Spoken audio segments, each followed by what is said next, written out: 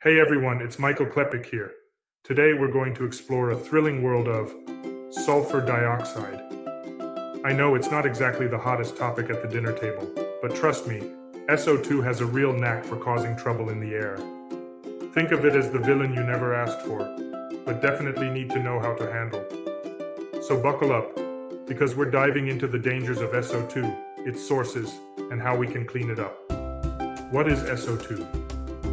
Sulfur dioxide, SO2, is a colorless, toxic gas that's more than twice as heavy as air. It has a distinctive, unpleasant odor.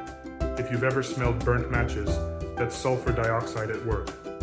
Despite its stability in the air, SO2 dissolves easily in water, where it forms a weak acid. When mixed with atmospheric oxygen, it slowly oxidizes, contributing to environmental hazards like acid rain. So, while it may not be the flashiest villain, it's definitely a sneaky one. Sources of SO2 in the atmosphere. The origins of sulfur dioxide can be split between natural and human-made sources. On the natural side, volcanic eruptions release SO2 in massive quantities. When this gas reacts with water vapor in the atmosphere, it forms sulfuric acid, one of the key components of acid rain. Volcanic eruptions can release huge amounts of SO2 in a short period, but these events are irregular. Other natural sources include biological activity in oceans and the decomposition of organic matter in soil. But human activity? That's where things get serious. The burning of fossil fuels, like natural gas, coal, and oil, is a major contributor to SO2 emissions. Power plants, industrial facilities, and even heavy transport like ships and trains that use high sulfur fuels all add to the problem. Studies show that anthropogenic, human-made SO2 emissions are significantly higher than natural sources, up to 10 times more in some cases. This makes the human impact on the environment pretty undeniable. What's the danger? Sulfur dioxide isn't just bad for the environment, it's also a health hazard. At higher concentrations, inhaling SO2 can irritate the mucous membranes in your eyes and respiratory system. Symptoms can range from coughing and throat irritation to more serious issues like laryngeal spasms or even respiratory arrest. Prolonged exposure can lead to asthma and other chronic respiratory conditions.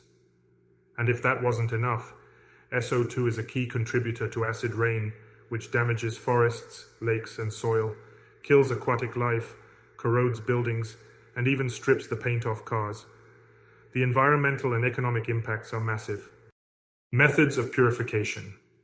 Thankfully, we've developed various methods to capture and remove sulfur dioxide from the atmosphere. These methods fall into two main categories: wet and dry purification techniques. Wet methods. These typically use spray towers, packed bed, or fluidized bed absorbers. In this process, a liquid, like water or a special solution, is sprayed into the airstream to capture and neutralize the sulfur dioxide. Dry methods. Dry scrubbers use adsorbents like hydrated lime or sodium bicarbonate to capture sulfur oxides. These methods are often used when the concentration of pollutants is low or when water-based systems aren't feasible. Sulfur dioxide scrubber design. SO2 scrubbers, particularly wet scrubbers, are a popular choice for removing sulfur oxides from industrial emissions. These scrubbers are designed to capture particles as small as 0.1 microns.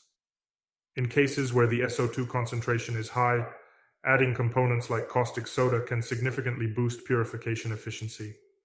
In a typical SO2 scrubber, a mixture of water and additives is sprayed into the scrubber's chamber.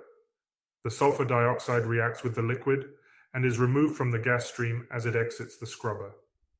Different systems handle this process in unique ways. For example, Tornado ST, Tornado FB, and Tornado RP scrubbers use multiple rows of spray towers to achieve high-efficiency cleaning. Venturi-type SO2 scrubbers.